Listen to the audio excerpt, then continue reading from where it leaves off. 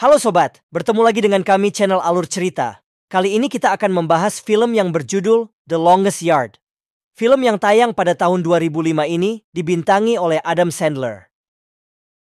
Film ini berkisah tentang perjuangan para napi saat mengikuti sebuah kompetisi football Amerika melawan para petugas penjara yang curang dan kejam. Nah, tanpa berlama-lama, mari kita simak kisahnya di sini.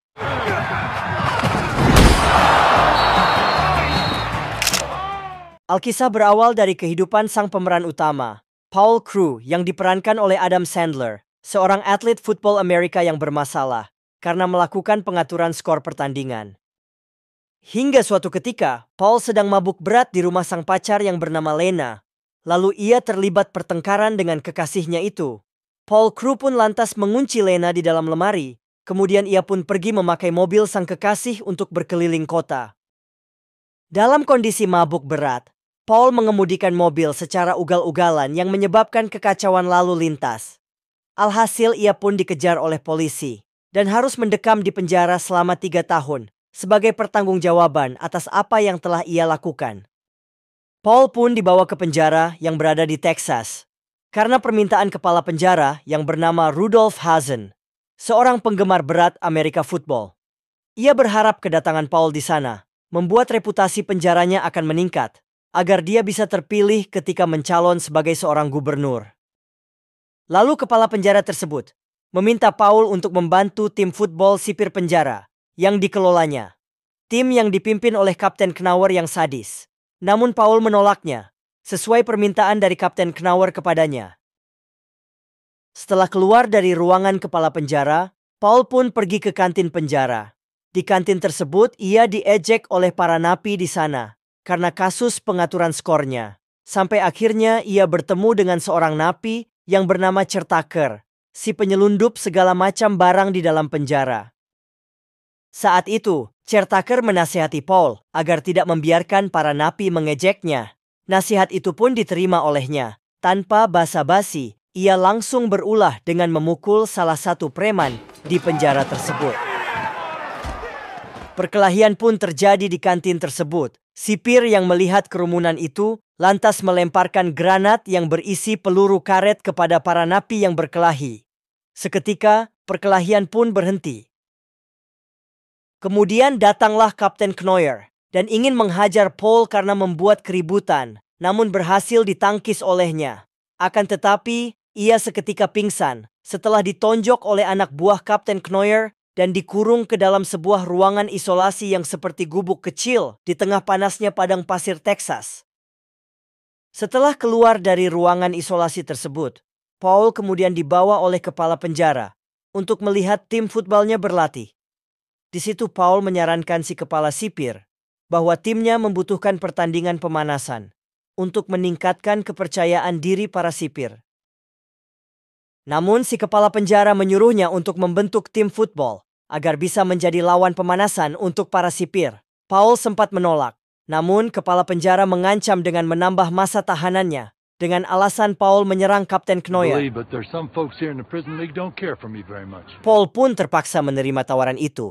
Membentuk tim dari para narapidana tidaklah mudah, apalagi tidak semua napi memiliki background sebagai atlet. Beruntung Paul dibantu oleh seorang caretaker untuk memilih napi yang memiliki kemauan untuk ikut ke dalam timnya. Meski begitu, Paul tetap sulit untuk membentuk tim yang berisikan para napi. Bahkan dalam latihan tanding, mereka malah berkelahi. Setelah latihan selesai, Paul yang nampak kecewa melihat timnya didatangi oleh salah satu napi tua yang bernama Nate Scarborough, yang ternyata mantan bintang football perguruan tinggi.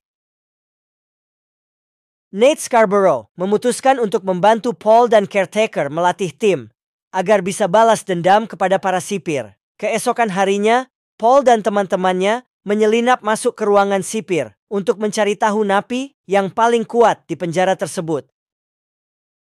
Mereka pun mendapatkannya, dan Paul lantas menemui napi tersebut yang bernama Sasquatch. Namun ia langsung pergi setelah diteriakinya.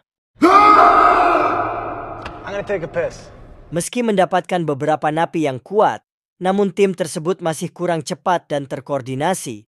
terutama karena para napi kulit hitam atletis yang dipimpin oleh Deacon Moss menolak ikut karena masa lalu Paul.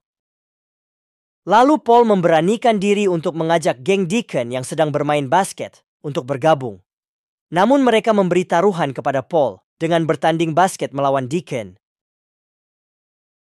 Apabila Paul menang, maka Deacon dengan teman-temannya harus bergabung dengan tim football. Sebaliknya, jika Deacon yang menang, maka Paul dan teman-temannya akan meninggalkan mereka. Mereka pun melakukan permainan 1 lawan 1. Deacon bermain dengan banyak kecurangan, namun Paul tak menyerah. Meski pada akhirnya, ia kalah dan tak bisa berbuat banyak karena kecurangan Deacon dan gengnya tersebut. Kekalahan itu tetap membuahkan hasil, karena salah satu dari mereka yang bernama Earl Maggot menawarkan diri untuk bergabung dan bermain sebagai running back dalam tim football Paul. Maggot ikut karena menyaksikan keberanian Paul dalam pertandingan basket tersebut. Di latihan pertama bersama tim football, Maggot menampilkan kehebatannya dalam berlari sebagai running back, yang membuat Paul dan tim terkesan melihatnya. Akan tetapi, tim mereka masih banyak kekurangan.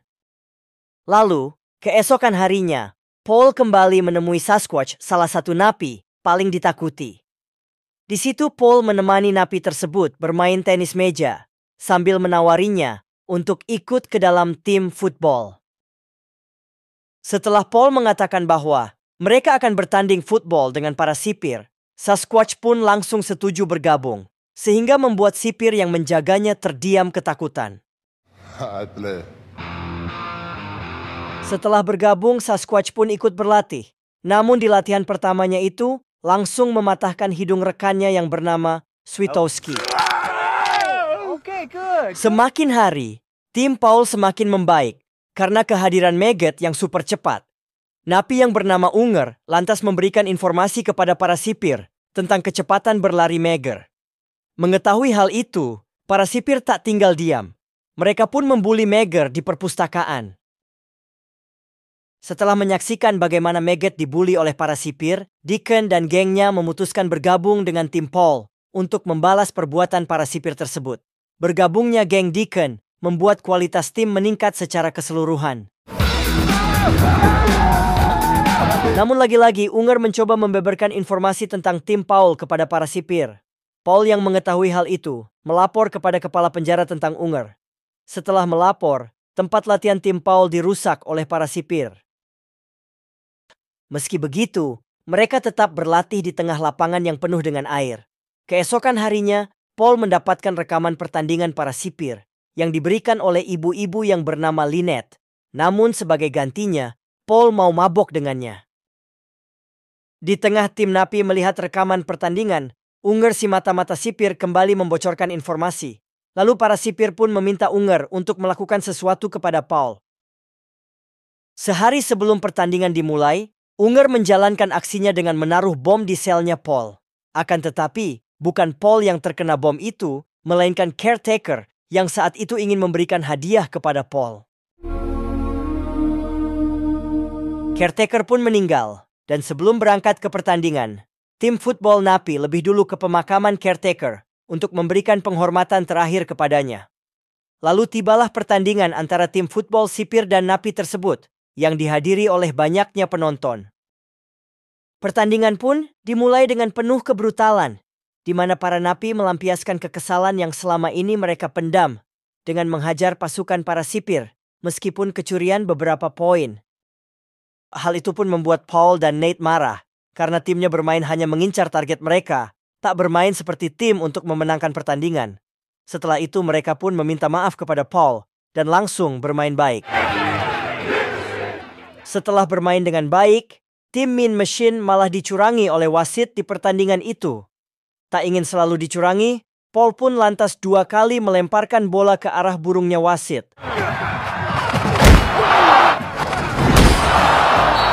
Alhasil, wasit yang curang itu pun akhirnya berlaku adil. Setelahnya tim napi berhasil mengejar skor para sipir, dan babak pertama pun berakhir dengan skor imbang sama kuat. Melihat hal itu, kepala penjara pun cemas. Mereka juga disoraki oleh penonton yang melihat pertandingan itu. Tak ingin dipermalukan oleh para napi, Si kepala penjara pun kemudian menggunakan kewenangannya untuk mengancam Paul. Ia berkata akan melibatkannya dalam pembunuhan caretaker dan menambah hukuman penjaranya menjadi 25 tahun, kecuali ia sengaja bermain buruk. Paul yang putus asa terpaksa menyetujui kemauan si kepala penjara tersebut.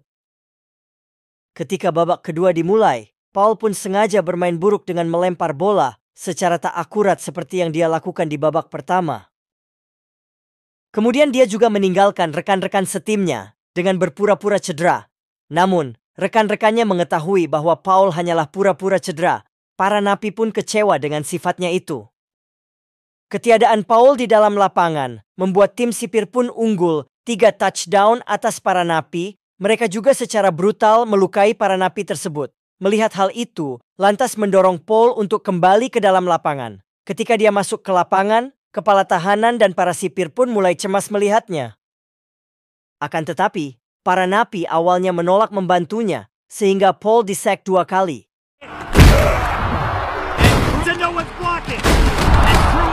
Tetapi pada kesempatan keempat, ia membuktikan bahwa sudah bermain serius. Lalu Paul pun menyelesaikan first down sendirian. Di saat itulah Paul menceritakan semua kesalahannya sewaktu masih menjadi atlet. Dia juga mengatakan kepada rekan-rekan napinya bahwa dia sudah diancam oleh kepala tahanan tentang kematian caretaker. Tim napi pun akhirnya kembali bersatu untuk mendukung Paul. Tim napi pun akhirnya kembali bermain dengan sangat baik. Bahkan, para penonton sekarang mendukung mereka. Hal tersebut membuat kepala tahanan marah kepada tim sipir. Ketika tim napi hampir meraih touchdown, Maggot mengalami cedera di lututnya akibat benturan keras. Terpaksa pelatihnya Nate yang masuk bermain sebagai running back. Tim napi juga mendapatkan suntikan semangat setelah semua penonton meneriakkan Mean Machine kepada mereka. Mean Machine! Mean Machine! Dengan konversi 2 poin yang menentukan, mereka akhirnya memenangkan pertandingan itu dengan selisih 1 poin. Semua orang pun bersorak atas kemenangan Mean Machine, tim para napi. Bahkan Knauer mengucapkan selamat kepada Paul atas kemenangannya dan berjanji akan menjaminnya agar tidak terlibat dalam pembunuhan caretaker. Knauer kemudian ditegur oleh Hazen karena kalah dalam permainan yang telah diatur.